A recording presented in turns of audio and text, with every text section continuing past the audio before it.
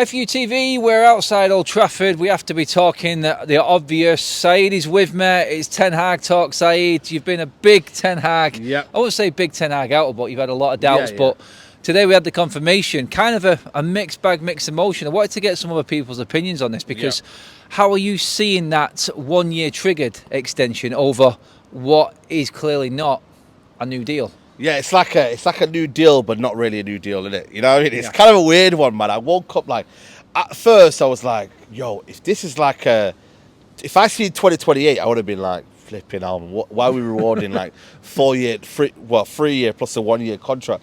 But when I seen it was like 2026, I was like, well, hold on a minute. And then Rob Dawson came out and basically said that, you know what, it's a 1 year extension upon the actual contract he's got. And I was like, hold on a minute. Are they really backing him, or are they actually just kind of almost say, you know what, we've kind of went behind your back. We have come to the conclusion you're the right man for now, and this is what you're going to get for now. It's almost as if, you know what, you deserve this for now because you won the FA Cup, but really and truly we still have our doubts. And that's where I'm like, for the fan base, I don't think much changes. He's still got to prove. He's still on kind of almost probation, if you kind of call it, and he still has to prove why. Don't get me wrong, he's won the trophies, but I still think we're not satisfied by the style of football and what we kind of represent. What is his team like? You know, the injuries have been, some of the signings have not been great that he's made. So it's like he has to improve it on another scale, and I think that's what INEOS are waiting for. So they say, you know what, let's calm down.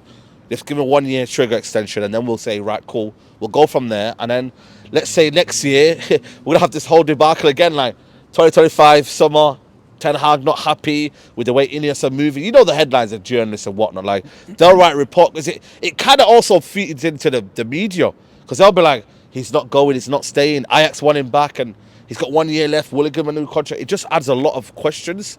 So this is kind of giving us clarity for now that he's here and he's ready to he's ready to start the season. But it also gives us a bit of doubt. Say, is he the long-term manager for INEOS? But then again, who is long-term nowadays? Not many long-term managers out there, you know what I mean? So yeah, well, that's it, mate. You talked there, that's how I seen it initially at first as well, in terms of INEOS backing themselves, having a get out of jail clause in there for Ten Hag if it goes wrong. But here's something.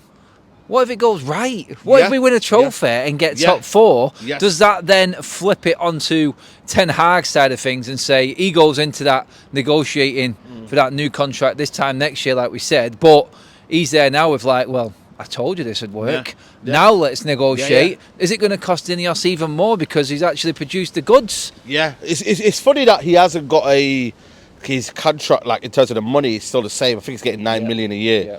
I think that's a possibility. Don't get me wrong. We have to play both sides of the story. He could actually do well in the next season and get trophy and then play a particular brand of football. That's the one I don't know if he'll be doing. But in terms of cup trophies, I think he'd get that Europa League. I really do. The league position is where I'm kind of worried about in terms of there's a lot of teams now that are doing well. And in terms of coaching as well, week in, week out, the Europa League, will it impact our season? Because that there and the balance of how he rotates. If he rotates well, gets our team playing the right way, I don't see why it can't improve.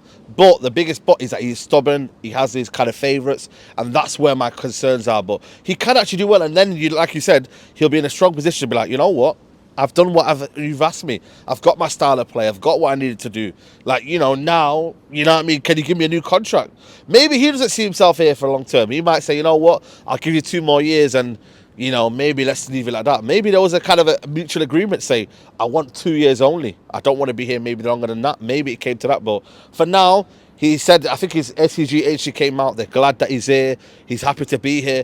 Don't get me wrong, guys. As much as we're saying Ten Hag is a good coach, this is the pinnacle of your career, though, isn't it? When you're deep in, becoming a Man United manager, I don't think there's any better than this. Yeah, we're shit. Don't get me wrong. We are shit, and we're not winning Premier League titles, but it's anything below this, it doesn't give you that same feeling. It's you've kind of gone from a 10. You pulled the bird and you've gone from a 10. And then anything below, it's well, hold on a minute. You know what I mean? It's no, that kind of... No. You know what I mean? So it's I think he's going to enjoy it. A lot of people say, no, he's going to sabotage his role. I don't think he is, He's going to keep being the same Ten Hag. He's going to still try and want to improve. And it's up to him now. I think this is the contract's right, you now prove to the fans and why we think you've deserve that contract and why you should do it again. Like, don't get me wrong, he's got the trophy, but you kind of almost like, as much as we all say, you know, trophies are big and whatnot, the journey counts as well, man. And the journey wasn't great, let's be honest, man, to that FA Cup. Yeah, the Liverpool game was great, but the Coventry game, you know, it was a bit embarrassing. So we just have to just kind of almost wait and see what he says, what he brings in, and then ultimately kind of say, you know what, let's give it a go. Everyone clean slate. Nobody's coming here like with the energy. Like, even me, I'm a Ten Hag out, but like, I'm not going to come here, start the season, and be like, why is he still here? He's here now. Let's move on. On that side of it there, like, we can't really blame Ten Hag next season, because INEOS had the chance. They've stuck with him, so if it doesn't work with Ten Hag, all focus needs to go upstairs. Yeah, absolutely. It's not Ten Hag's fault if anything goes wrong. That's now. That's why I'm on INEOS watch. Yeah, you're right. I'm more on INEOS watch more than anything now. Like, for me, yeah, Ten Hag's a manager and whatnot, but for me, my thing is like, INEOS, what are you doing? Are you doing anything now? What's your plans now? What are you trying to do? Like, have you got any kind of like plans for this? Like, what are you trying to do? What's your aim? Like, are you going to back this manager? Like, regardless, they should be backing any manager that comes through the door anyway. They should be signing players quickly. I want to get this Delete sorted out. I want to get this Brandford sorted out. Like, it's, bro, pre-season 2 weeks, you know? Like, I know. Like, we're not messing around, you know? Like, and also, the players need to be gone as well. Like, Donny, Greenwood, all these guys need to be gone. Like, I want to be hearing names out the door. We're hearing Maguire might leave and McTominay might leave. Let's get these guys out of the way, because you're going to be in a situation where your kind of value goes down if you're just kind of lingering around. I see West Ham today by what's that guy from Wolves? Kilman. So does that mean Maguire's not around anymore? That means Maguire's not on West Ham's radar. But going back to pre-season, what you said then, like, everyone reports back on the 8th, which is Monday. Think back to issues last season. So on Monday, Manchester United rolling into Carrington, you're going to have Casemiro issue. Yeah, true. Donny van der Beek, where am I going in my life? Greenwood, say no more.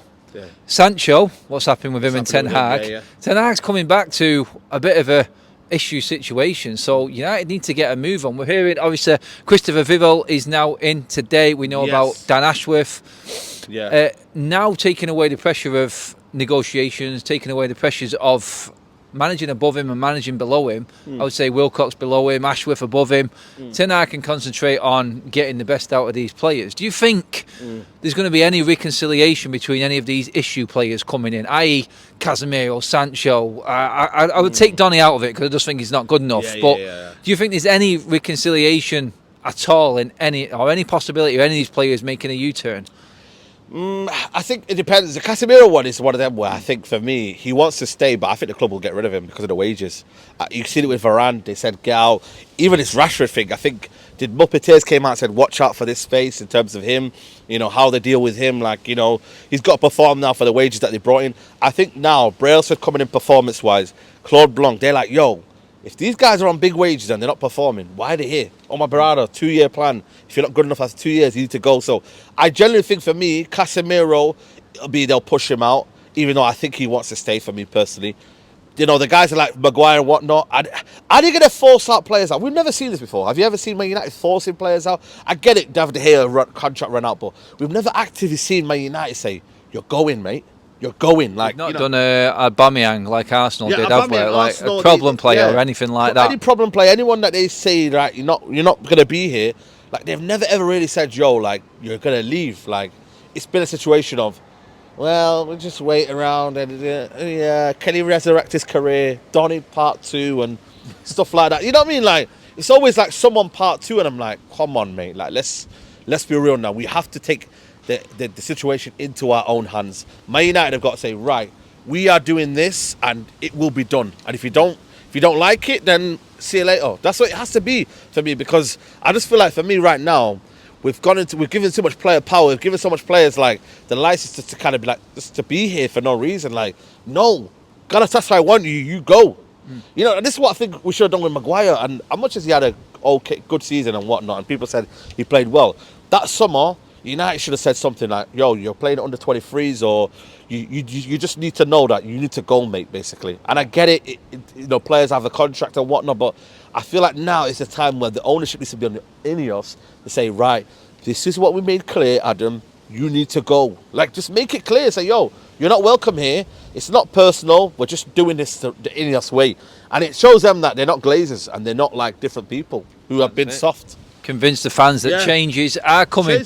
In terms of this new season side, obviously I'm not going to ask you what your prediction is going to be. We've got to see what players come in and everything like that first. But what does the parameter need to be for you? For Ten Hag to have that conversation where he's in the power seat come the end of the season, what needs to happen this season? Where do we need to finish? What do we need to win? What's acceptable? For me, acceptable is have a clear style of football, consistent style of football. We need to be scoring more goals, getting that top 4 again. Listen, man, as much as I want to win the league title, it's just not going to happen this season, is it? But also I want the gap to be between us and Man City to be not 30 points again. It has to be 10 points, you know what I mean? 15 at a push. Do you know what I mean? But it has to be, the gap must be closer. We need to be competitive. We need to not go into games and just get spanked. Champions League, you know what I mean, and whatnot. Europa League, win that. So for me, it's like, I feel like he can win the cups, but it's like everything else that comes with it. Do you know what I mean, Adam? It's like, it's understanding.